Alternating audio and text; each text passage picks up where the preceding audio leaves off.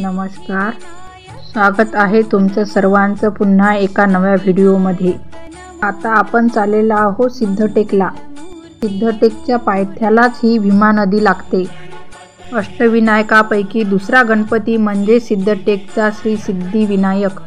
हे मंदिर भीमा नदीच्या तीरावर अतिशय सुरेख अशा वातावरणात वसलेला आहे। भगवान विष्णूला सिद्धी प्राप्त करून देणारा, कार्यसिद्धीस नेणारा हा सिद्धिविनायक अष्टविनायकांपैकी उजव्या सोंडेचा एकमेव गणपती।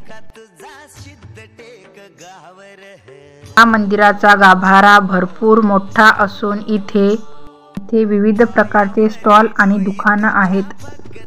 अहिल्याबाई होळकर यांनी जीर्णोद्धार करून उत्तराभिमुख हे मंदिर बांधले आहे।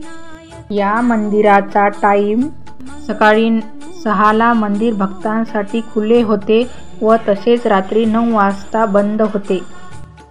मंदिराचा गाभारा आणि सभामंडप प्रशस्त आणि मोठा आहे।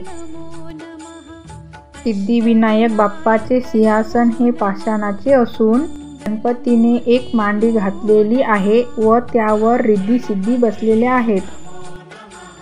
या सिद्धिविनायक बाप्पाची मूर्ती 3 फूट उंच व 2.5 फूट रुंद आहे। उत्तर दिशेला मूर्तीचे तोंड आहे।